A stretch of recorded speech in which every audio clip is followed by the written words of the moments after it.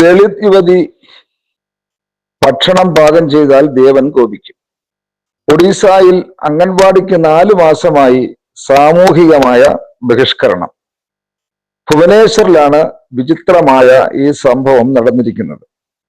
വിദ്യാഭ്യാസ യോഗ്യതയും കഴിവും ഉണ്ടായിട്ടും ജാതീയമായ വിവേചനത്തിന് ഇരയായി യുവതിയും കുടുംബവും. ഒഡീഷയിലെ കേന്ദ്രപ്പാറ ജില്ലയിലെ നൌഗാവ് ഗ്രാമത്തിലാണ് ഈ ദൗർഭാഗ്യകരമായ സംഭവം അരങ്ങേറിയിരിക്കുന്നത്.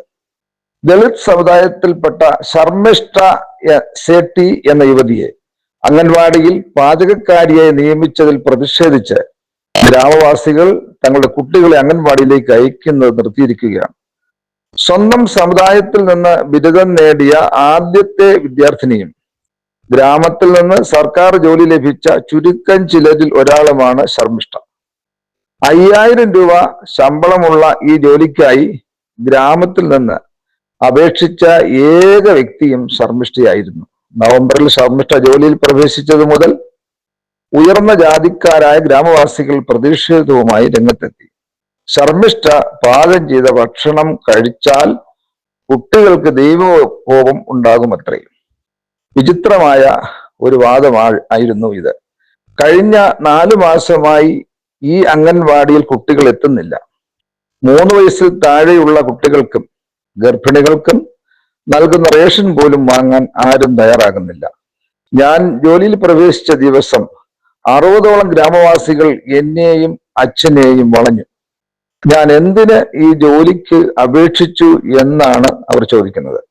ഞാൻ പാകം ചെയ്ത ഭക്ഷണം വേണ്ടെങ്കിൽ സർക്കാർ നൽകുന്ന റേഷനെങ്കിലും വാങ്ങാൻ ഞാൻ അവരോട് കരഞ്ഞു പറഞ്ഞു നോക്കി. എന്നിട്ടും അവരാരും അത് കേട്ടില്ല. ശനിയാഴ്ച ജില്ലാ ഭരണകൂടവും സംസ്ഥാന വനിതാ കമ്മീഷനും ഗ്രാമം സന്ദർശിച്ചു.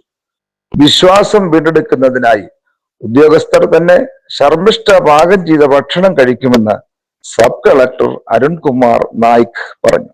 ബഹിഷ്കരണം തുടർന്നാൽ നിയമ നടപടി സ്വീകരിക്കുമെന്ന് ഇന്ന് ഗ്രാമവാസികൾക്ക് ലഭിക്കുന്ന സർക്കാർ ആനുകൂല്യങ്ങൾ നിർത്തലാക്കുമെന്നും ഭരണകൂടം ഉറപ്പ് നൽകിയിട്ടുണ്ട്.